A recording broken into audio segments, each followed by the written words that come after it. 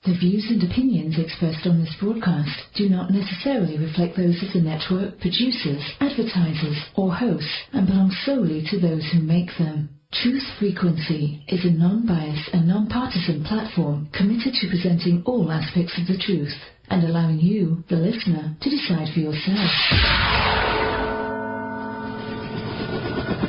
31 seconds, and we're gone for auto sequence start.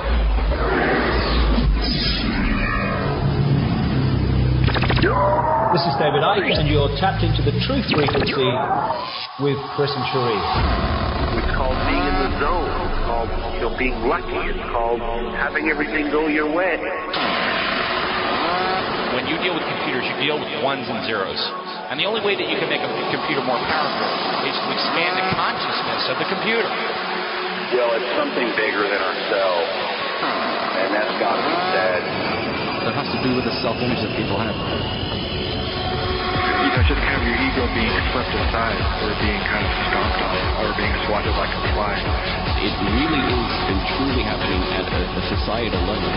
It is being able to take what feels like ordinary human energy and mastering extraordinary power, even with a single person in a society with this kind of power. Call it the X factor. And guess what, guys? Here we are. Coming to you live from the gateway to the Rockies. Good morning, good evening, wherever you may be across the country and around the world. This is Chris Gio, and you are tapped into the Truth Frequency. Joining me, as always, is my lovely chipmunk twin flame and co-host Cherie, who will be with us in a few minutes. And it is December 7th, 2011. We have another great show for you today. John Lamb Lash is rejoining us to pick up the discussion on planetary Tantra and the myth of Sophia. And I'm really interested to hear the creation stories in the non-comedy text. We'll get into what the non-comedy texts are, what planetary Tantra is, and of course the myth of Sophia. I think the creation story is really interesting in these texts. So it's something that we definitely want to get into.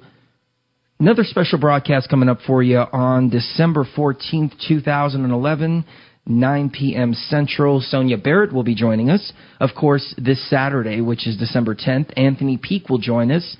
And on the 17th, Mitch Schultz, producer of DMT, the Spirit Molecule. We'll get into some DMT information and why the Spirit Molecule can actually be the key to medicine, the key to life, and the key to higher consciousness. So I am really looking forward to those shows. And we are still working on this secret project that we've been working on for, the past month now. It's really coming together. It really is coming together. And what I want you guys to do, if you don't mind, send us an email. Just use the contact page. Send us an email with your favorite shows. Shows that are similar to Truth Frequency. Same type of, not exact same type of content, but the content based on higher consciousness. You can take something out of it. Self-preparedness, things like that. So, even stuff about alternative healing is good. Alternative healing, yes, exactly. So send us all of that. And the times that they start too, because we're putting something together, and we want your feedback. We want to coordinate with some other hosts out there, and I don't want to say it anymore. I know. It's okay. But basically, we've been working very, very hard for you guys, ladies and gentlemen. Yes, we have. So, anything else before we go to break and bring John on? No, I'm just really excited about this. Are you? Especially with all the planetary conjunctions happening today. Tomorrow, Lilith and Jupiter are conjoined. And there's a lot of other aspects with the moon and things like that. And it just looks like it's opening a door for a new timeline, really. So we're going to talk to him about that, definitely. All right. Well, John Lamb Lash is a leading exponent of the power of myth to drive individual experience and drive historical events over the long term. an expert on sidereal mythology, naked eye astronomy, precision in the world ages, John also teaches the critique of belief systems. On metahistory.org, he presents a radical revision of Gnosticism with original commentaries on the Nag Hammadi codices. Metahistory.org is his website, ladies and gentlemen. And without any further ado, John, welcome to the show. Thank you. Hi there, how are you? Very good, very good. First of all, thank you very much for rejoining us. I know the last interview left the audience with many, many, many questions, and this time we have you one-on-one, so we're really looking forward to dig deep into all of this information, the Nag Hammadi text, the myth of Sophia, and Planetary Tantra. And for the listeners who are just joining us and haven't heard the previous interview, can you go into briefly what the Nag Hammadi texts are? Oh, sure. Well, in one sense, they're the most important archaeological discovery of the 20th century, or one of the two most important. Archaeologists discover a lot of things digging around in the past, all around the world, in Peru and in Mexico and in Egypt and in the United States. But occasionally they find ancient texts, and these are always a sensational discovery. So this happened in 1945. Some ancient texts were found in jars.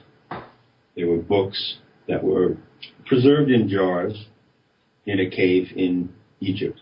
And those were called the Nag Hammadi texts because of the town nearby where they were found. What's so special about them? Yes, that was you took it right out of my mouth. Right. Well, what's very special about them is that they preserve, although in a fragmentary form and a rather chaotic and incomplete form, they nevertheless preserve teachings from the so-called mysteries or mystery schools.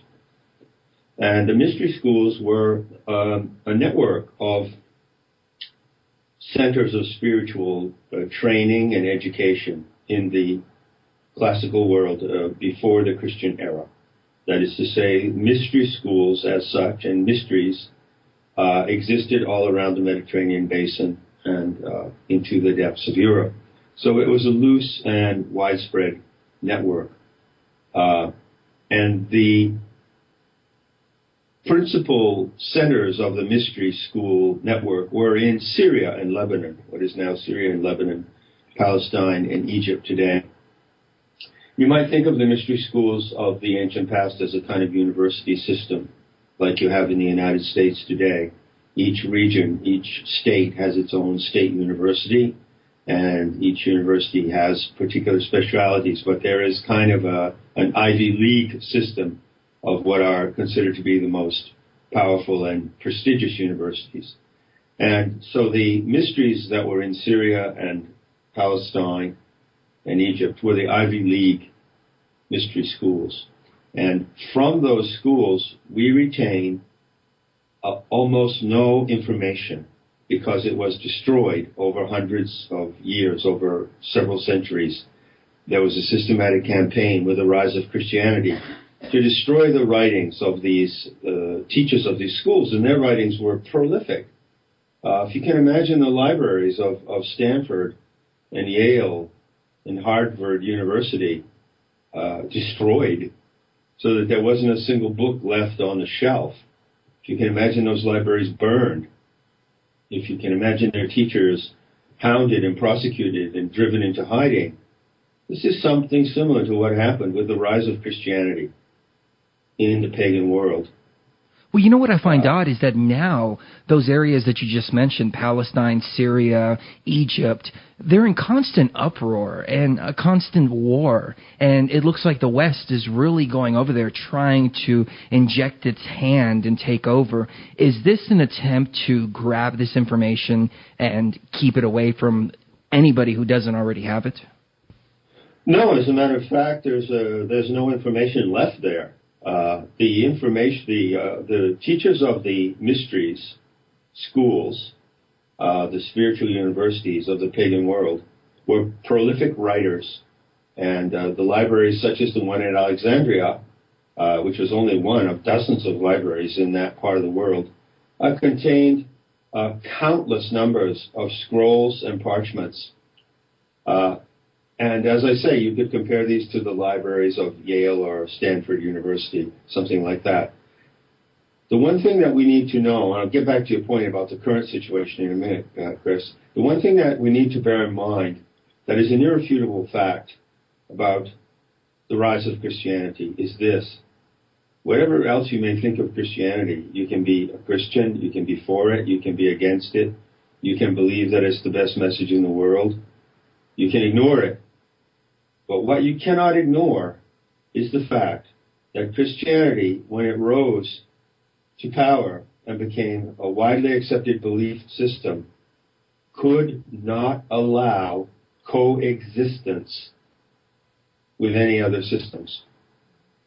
Now, if it's such a wonderful message, why couldn't it allow the coexistence of other messages? Especially a gentle message like Sophia. Especially a message about a divine goddess figure, what we would call today a kind of feminist slanted mythology about the divinity of the earth, the goodness of life, the connection of the human species with its mother planet. It was not a militaristic message that was taught in the mysteries.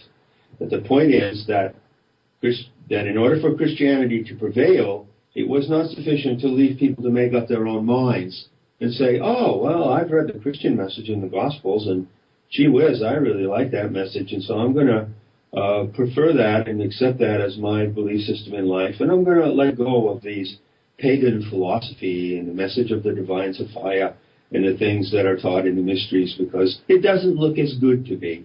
It doesn't appeal to my heart. It doesn't appeal to my sense of humanity. Well, if Christianity was such a wonderful deal, it would have presented itself in that way, but it didn't. Well, not only can they not coexist with any other system, but they also go out of the way to demonize the divine feminine. Any woman figure, any feminine figure in Christianity, especially people like Paul, exactly considered a whore. Well, this is true, and you'll find, of course, you don't have to study too deeply to see that Christianity of Paul, or St. Paul, inherited that woman-hating, goddess-hating attitude from Judaism. If you look in the Old Testament, you'll find that there are some very slight traces of the divine feminine there. For instance, Sophia is called the handmaiden and consort of God in the Book of Solomon, in the Song of Solomon. And there are some odes to Solomon, which are actually not included in the traditional Bible, but they are so-called Apocrypha, which contain quite beautiful passages in praise of the Shekinah, Sophia, and other terms that relate to the divine feminine.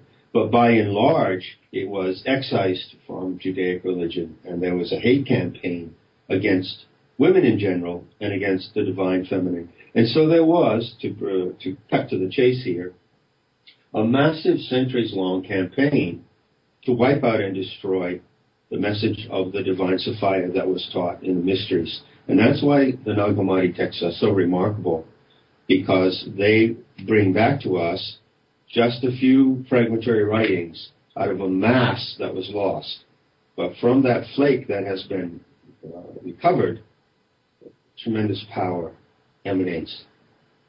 Well, if I can borrow a quote from George Carlin for a second, God must be a man because a woman would never screw things up this bad. Yeah, that's one way to look at it. And getting back to your question about why is all that trouble in the Middle East now, and why is the world held hostage to the fate of Israel, which is a huge lie, of course, as if something happened to Israel and the world would end because of that, so we have to protect Israel. Where does this complex come from? Well, it's very ancient, and it actually goes back to the same source, the same people, the same belief system that drove people to a fanatical hatred of the goddess and to destroy the mysteries and murder and suppress the mystery teachings. That same belief system has led the world into the situation in the Middle East today, where we must have perpetual war in the name of God. where we are ruled by the god of vengeance who commands retribution in war and who is more or less profilable as a genocidal maniac. This was all seen by the Gnostics. They saw this coming. They warned us about it. Their warning was disregarded. They were repressed. And so we're in this situation globally that we face today.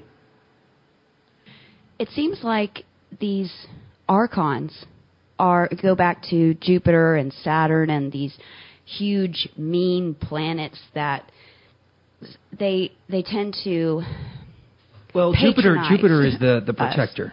Yes. Saturn is a bad guy. the dirty little guy, yeah. Yeah, but he thinks he's a big guy. That's the thing. He thinks he's a big guy, and he thinks that he's this, almighty god of the solar system, and he's not.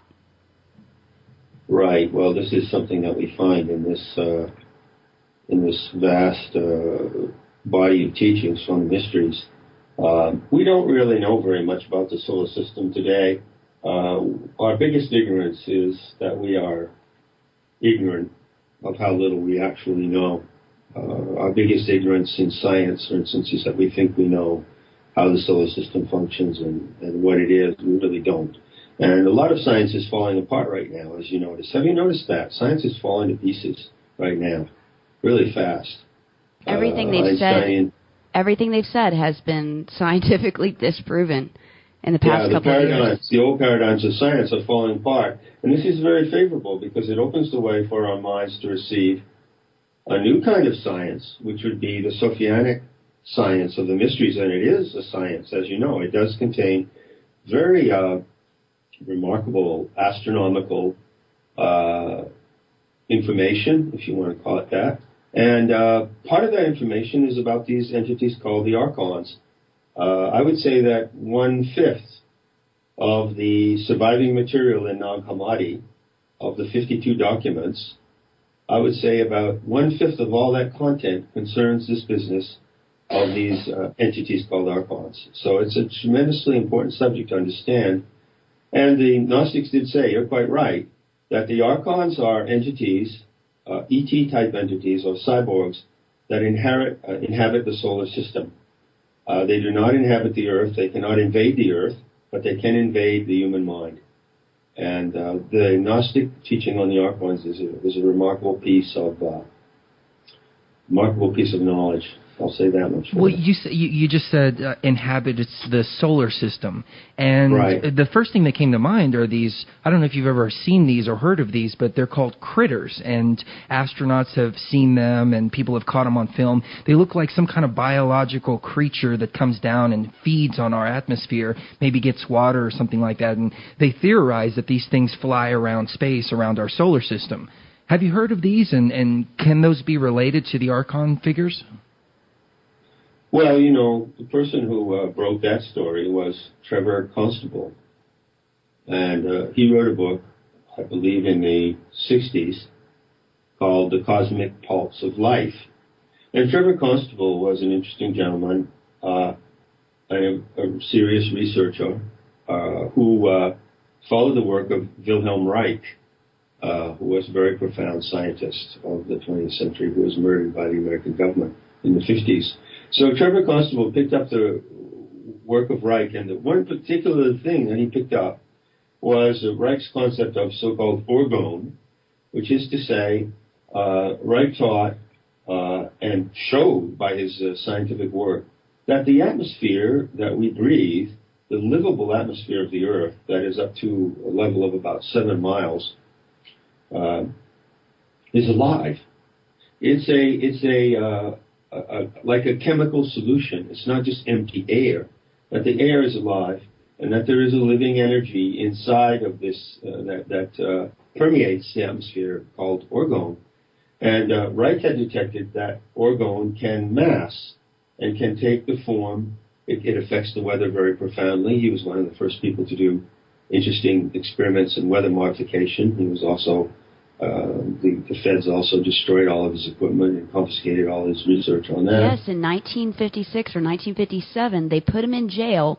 Then they burned all of his books. I mean, it was like reminiscent of the Dark Ages or something. They burned all of his material, and then they had this campaign where they just splashed mud all over his name for the next 30 years and completely made everybody disassociate with his name even. Absolutely, and it's dangerous to associate with his name. The Federal Drug Administration, FDA, would come after you if you claim to be pursuing any of Reich's ideas. It reminds me of Socrates. Yeah, sort of. The idea that books were burned publicly by the American government in the 1950s is pretty shocking. I don't think many people know about that. Anyway, Reich was one of the great scientists of the 20th century on the level of Tesla. He was far greater than Einstein or people like that. And Trevor Constable picked up on Reich's work, and he decided that he would see if he could verify that what the activity of the orgone in the atmosphere looks like photographically. So he took these photographs, and you can see them in his book, The Cosmic Pulse of Life. You can also see them on the internet by just Googling Trevor Constable. And what he discovered is that there are massive blobs of orgone floating around in the atmosphere, which can take various forms. They kind of look like big amoebas, most of the time. But they don't really take the form of creatures with arms and legs and heads, but they more take the form of massive molecular structures, if I'm recalling this research correctly. Like living blobs? Yeah, like blobs of molecular matter, like blobs of protoplasm. But they're actually floating in the atmosphere. Now those, I'm aware that someone has come out recently, I think his name is Randolph, who's claiming that these entities, these molecular atmospheric entities detected by Trevor Constable would be equivalent to the Arcons of the Gnostic teachings. That is not correct in my view, and I'll tell you why. First of all, the Archons have a specific form that Gnostics describe for us, which is not of that kind. They did not describe them as being blob-like, molecular, amoeba-like entities. Not at all. They describe them as having a draconic or reptilian form, and also as having an embryonic form, that is to say, the appearance of a prematurely born fetus.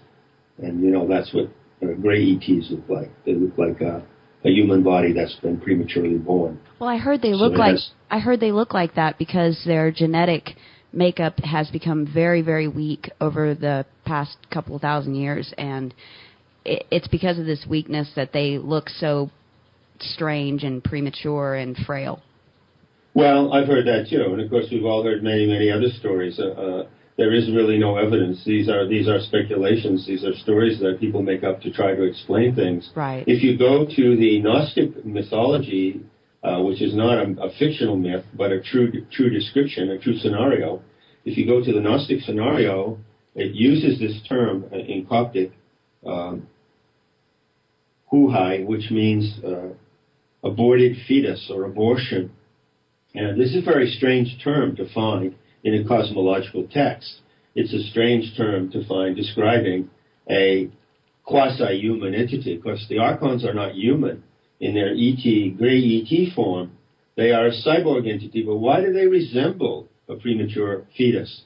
Well, you don't have to go into speculations, just like you just named, in order to explain that.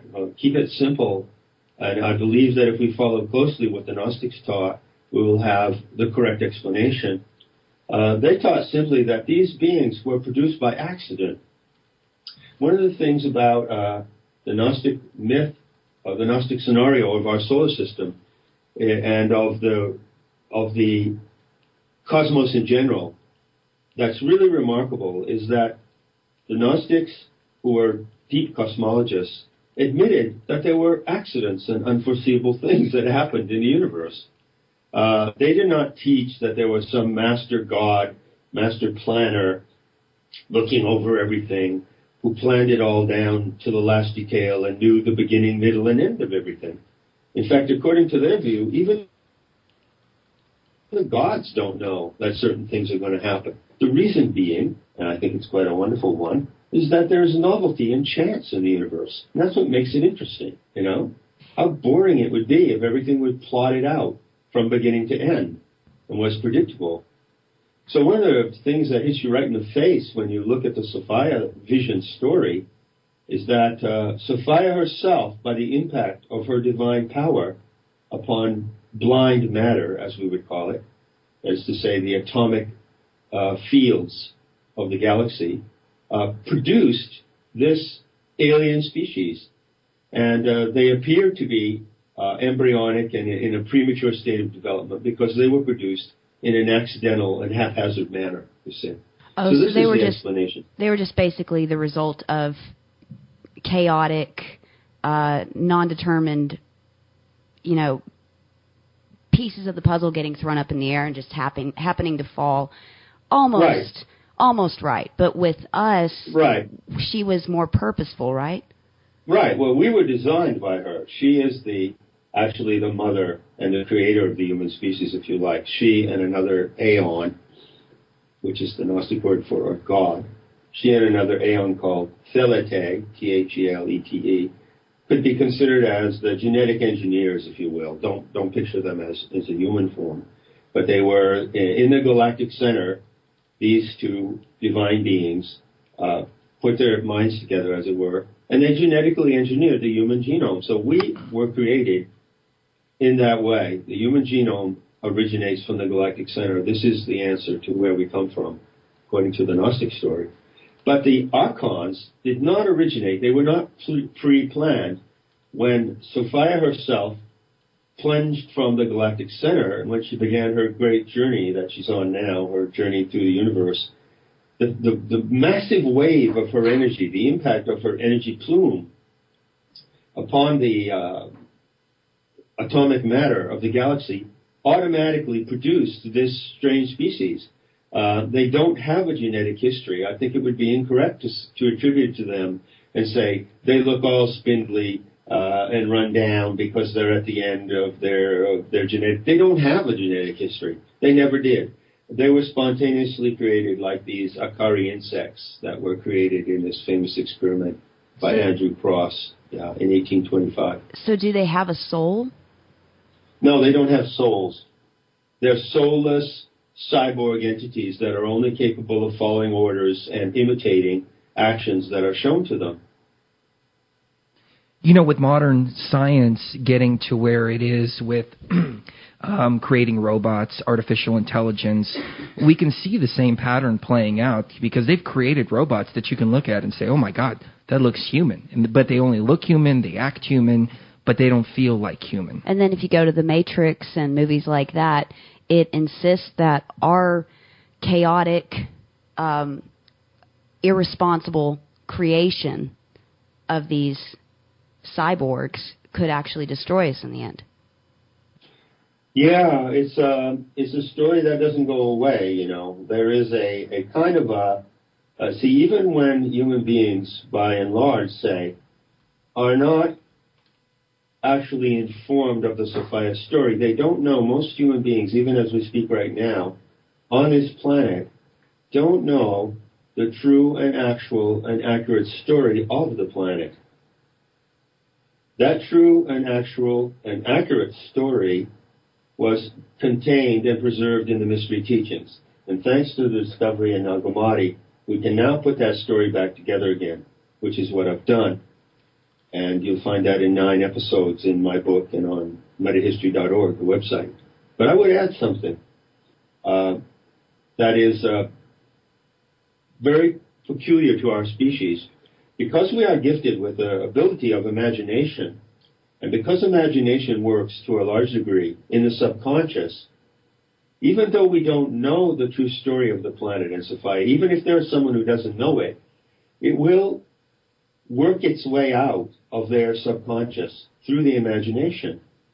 And so the story of the invasion of the body snatchers, the story of the Matrix, quite a number of these science fiction scenario movies are attempts of the human subconscious to come to terms with what the Gnostics knew in clear and open perception, you see.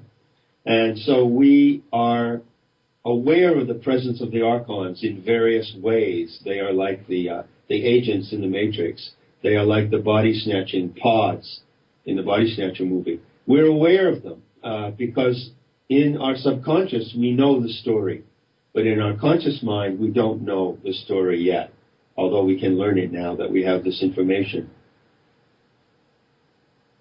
Anything you want to chime in on, Sheree?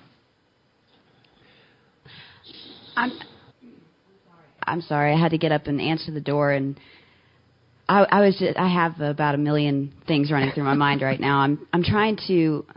I was going to say that these movies, it's almost like people like Philip K. Dick and all these science fiction writers. It's almost like their imagination was big enough to where they could kind of understand the story, but they couldn't really put it into the right order, or it's almost like our genetic memory remembers it, but unless we have a huge imagination like PKD, there's no way we can really understand it unless somebody like you puts it out in front of us and explains it to us, and then it resonates with us because we remember it.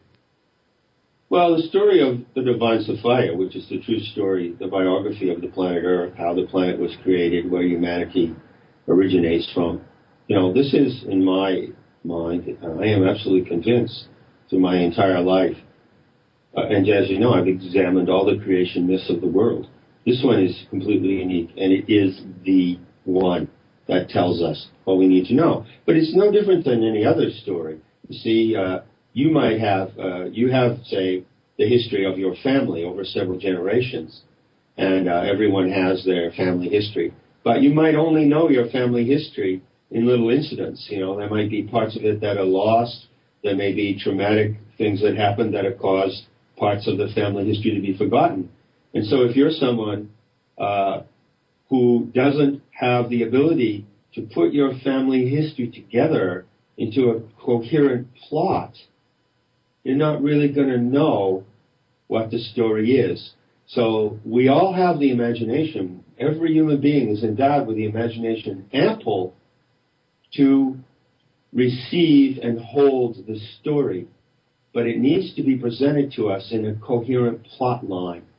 And that's why, again, Nag Hammadi was such a momentous moment. The recovery of those documents allowed me anyway, to reconstruct the plot line. And with the plot line, each individual can begin to get the whole story straight and coherent, you see. And people like Philip K. Dick, was aware of the Nag Hammadi writings, deeply aware of it. And he reconstructed parts of the story from reading those texts. So he also had a Gnostic vision in 1975, I think it was, when he was for 2 hours in a trance state of heightened consciousness. And he received a kind of a download. I believe that the story of Sophia is breaking into many people's minds today, even as we speak. Oh, I'm sure it is. I created a video a few months ago about the Divine Feminine, but it was before we had you on, and I just went with what I felt instead of what I thought this time, and it really turned out well, and people can look that up. Go to YouTube, look up Divine Feminine, Truth Frequency. What I find in my journey is that this information is already embedded inside of us. And what I'm doing when I'm researching is really just reconfirming information that I just felt in my intuition. Do you get the same feeling? Oh, the information, if you want to call it that, is embedded. I would perhaps suggest a different syntax.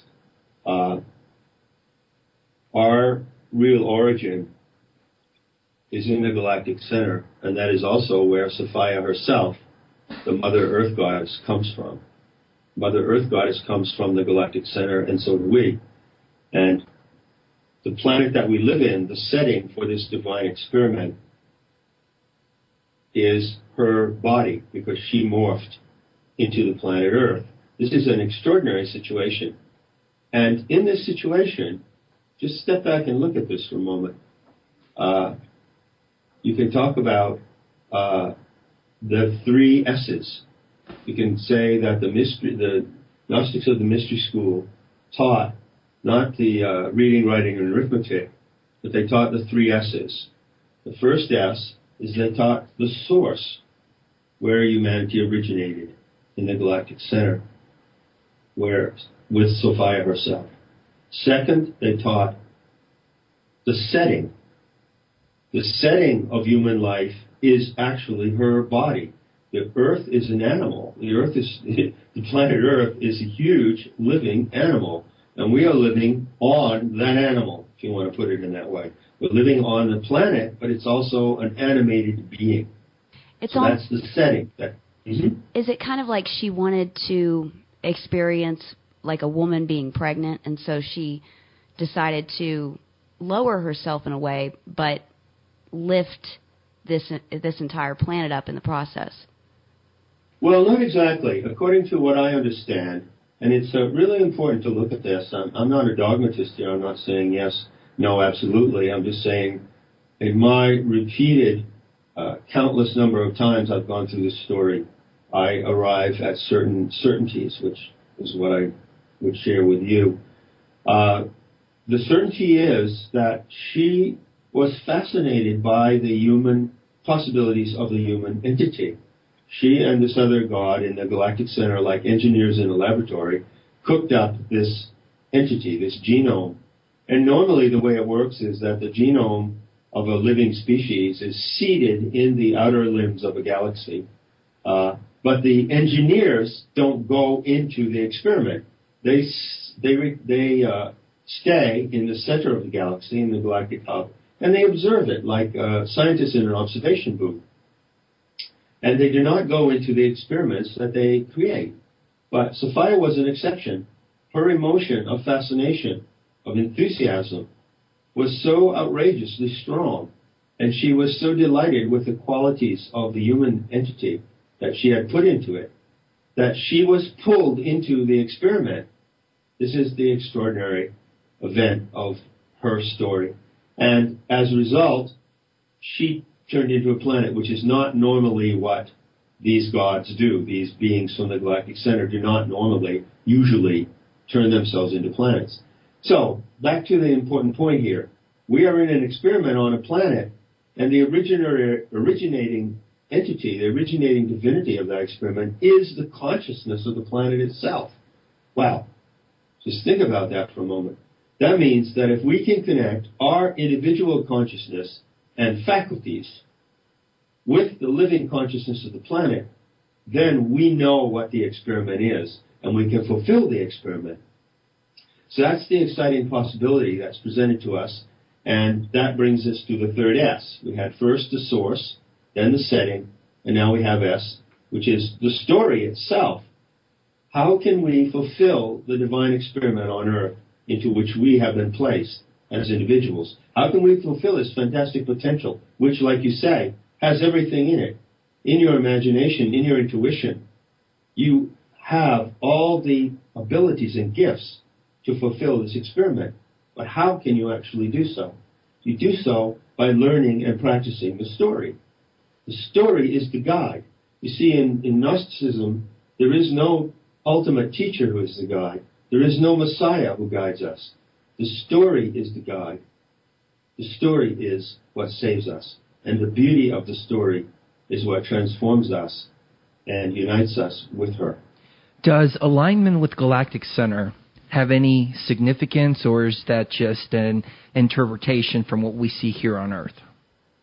Well, unfortunately, alignment with Galactic Center, I'm glad you asked me this question, really, really glad, is a very unfortunate term that thousands of people have been kicking it around. And, of course, it's closely connected with the year 2012. Who hasn't heard that the Earth will align with the Galactic Center in 2012, and a number of other statements to that effect? Now, I want to say that I'm not a professional astronomer, but I know as much as a good many professional astronomers do. And I've studied it all my life since I was 14. I know astronomy very well. I know the picture of the structure of the galaxy that we're in, the place of the solar system in the galaxy, the way the Earth behaves, the rotation of the precession of the equinoxes. I know all this stuff by heart. Let me tell you what alignment with the Galactic Center really means. There's only the galaxy is like a pinwheel formation, and it has a hub, and then it has these 4 or 5 encircling limbs, and it looks like a big pinwheel. And the solar system is located in the third of four limbs, counting outward. And the solar system is like a ship. The sun and the planets are like a fleet of ships that are moving through these galactic arms. Now, the galactic center is about 25,000 light years from us. And you can look in the direction of the galactic center. It's in the direction of the tail of the Scorpion, which is a massive constellation in the sky. So if you go out at night and look at the night sky, if you look in the direction of that constellation, right above the tail, you're actually looking back toward the center of our galaxy. And this, scientists now have located, in the last 30 years, the line of sight toward the direction, toward the center. Okay? You get that concept? Yeah. The line of sight. And that line of sight is calibrated at 27 degrees of the sign Sagittarius. And the sign Sagittarius is just a benchmark on the ecliptic, as it's called, that is to say, on the path of the sun. So there is a point on the path of the sun, 27 degrees Sagittarius, or 267 degrees of the ecliptic. And when you look along that line, you are looking in the direction of the galactic center. Well, it now happens that because of so-called precession of the equinoxes, the winter solstice is moving into that line of sight. So the winter solstice is the point where the sun is at the lowest point of the year, December 22nd, as we know. And through the centuries, through a cycle of 26,000 years, the winter solstice moves in a complete circle. And it happens in different places in the sky. So what's going to happen in about 210 years, and this is astronomical fact, there's nothing to be argued here or speculate. Any astronomer you ask will confirm this for you. What's going to happen in about 210 years is that on the day of the summer solstice, December 21st, the sun will stand exactly in that line of sight toward the galactic center. Now, as far as I know, that is the only astronomically correct and meaningful way to understand alignment to the galactic center. That's what it actually means. But then you can ask, well, so what? What does that mean? Well, that's a very important moment because that's the 0 hour on the cosmic clock. That's midnight on the cosmic clock. And when we hit the midnight hour, we immediately begin another cycle of cosmic time of 26,000 years. So we are now in the last 200 years of a 26,000-year cycle. And the clock turns over in 2216. Well, we see everything moving in a cycle, in circles, wheels within wheels, and so on. Is it possible that there is a planet like the Planet X, Nibiru, that people are talking about, that was part of the creation in order to maybe reset the experiment every so often, to maybe set a time limit to see how quickly we can reach that spiritual evolution and enlightenment? And if we don't do it by a certain time, we're forced to start over. Well, something like that is happening, Chris, but it's not happening because of the planet Nibiru or any other mysterious Planet X whose existence, as far as I know, has not been proven. And unfortunately, a lot of people bought the pseudo-mythology of Zecharia Sitchin some years ago, and so they're running around with this fantasy of Nibiru in their head. We don't need Nibiru to reset the divine experiment. I'll give you my best understanding of how that's done.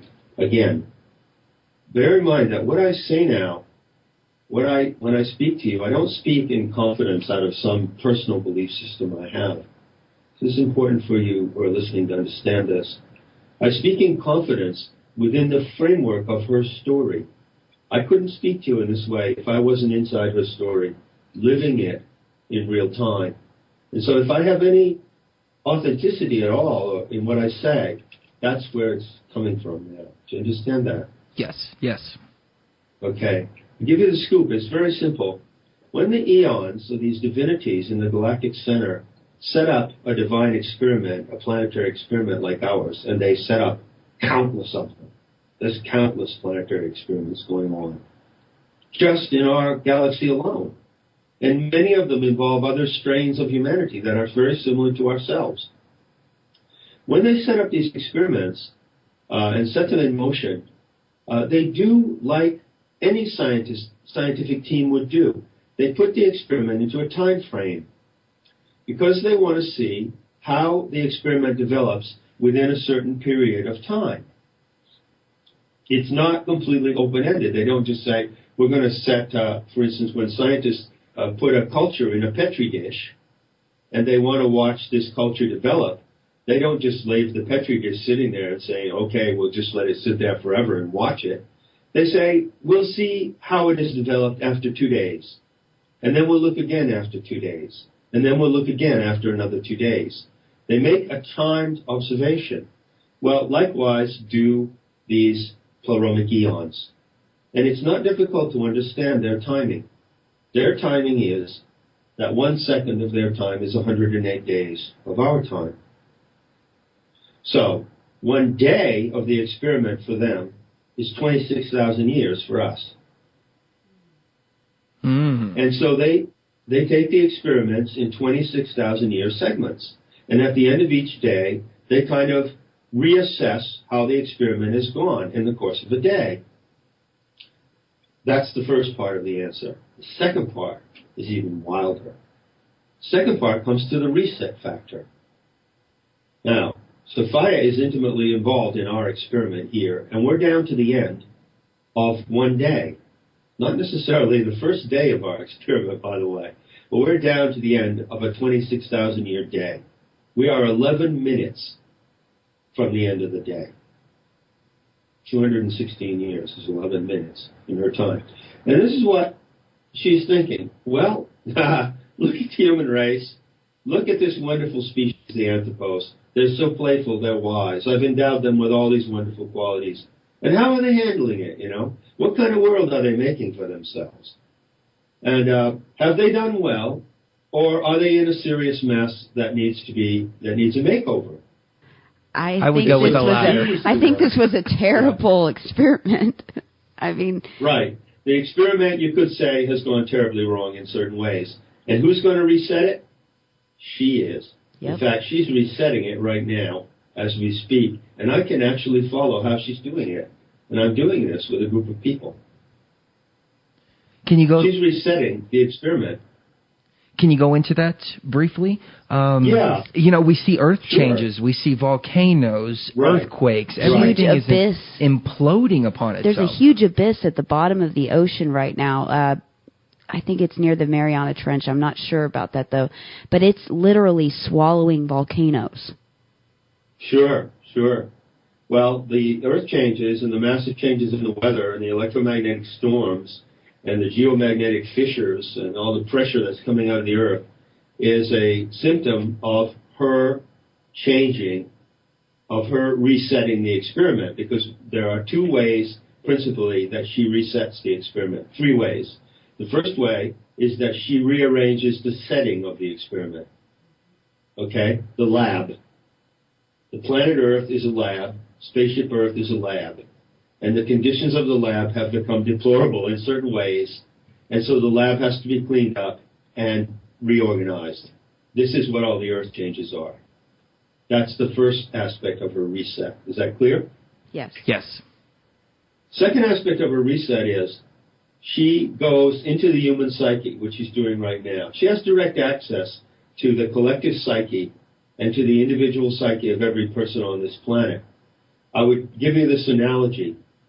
You are a living organism with a head and arms and legs and fingers and toes and skin, and you consist of billions and billions of individual cells.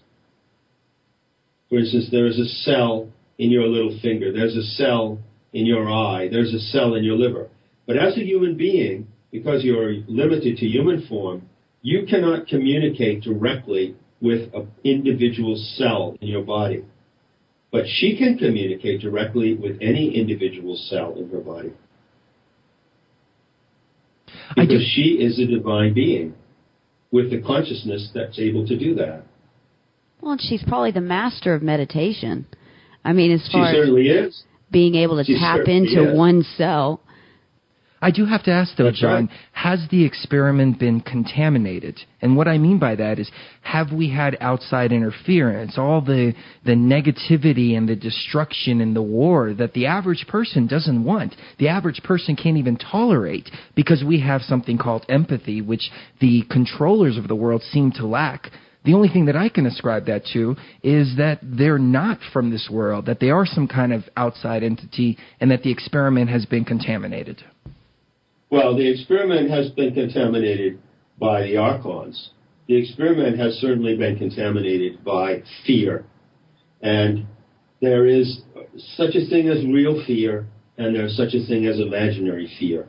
Now, we are given the ability to feel real fear as a survival mechanism, and it's a natural and good thing. But when we become engulfed and enmeshed in massive fog banks of imaginary fear, then we are losing the experiment. And the Archons feed on fear. They feed on it kind of like a vapor, you know. They do not have souls, and they don't even breathe, actually. But they can, in a way, kind of absorb the vapor of fear that is emanated by human beings. Fear and confusion are their food. And so to the extent that they have influenced our minds through religion and through belief systems that have driven us insane, they've driven us into fear, and then they feed on that fear. This is the contamination by the Archons. But it's not the worst part of the contamination. It's not the worst thing that endangers this experiment. There's a much greater danger that comes from our own species itself. And it comes from exactly what you just said, Chris. Those human beings who are totally lacking in empathy. I call them the interspecies predators. So while the Archons are certainly an ET-type predator, and they're a nuisance, and they're dangerous, they are not the principal threat to the experiment we're facing right now. The principal threat is predators of our own species, people without empathy. And you're absolutely right. Who among us wants war? Who wants war? Who wants more than everyone else has? Who wants other people not to have anything? Who wants other people to suffer? Who wants other people to be killed? Very few human beings want those things, but some do. Some do. And it only takes a few to screw up the experiment. I guess what I have a hard time wrapping my head around is that people can actually lose that empathy like that. Now, I've always looked at it as, oh, this must be an outside force. It must be a different type of entity. No, it isn't. The Gnostics are very clear in saying that they do not blame the Archons for if our divine experiment here goes wrong. Our divine experiment here depends on mutual aid and empathy with each other and with all other species. Those are the ground conditions. If we don't have the spirit of mutual aid, that we're here to help each other, and of empathy for all living creatures, then the experiment is bound to go wrong. The question of how some human beings can become predators, can become psychopaths, and totally lose their empathy is a deep, deep question. And I don't pretend to have the ultimate and final answer to it. But I will tell you this, that I believe that every responsible human being on this planet, everyone who wants to consider themselves a responsible person, needs to ask that question and look deeply, deeply into that. That is the great riddle of our existence here. Ponder that thought, ladies and gentlemen. John Lamb, Lash, MadeInHistory.org. We'll take a quick top of the hour break, and we will be right back with more.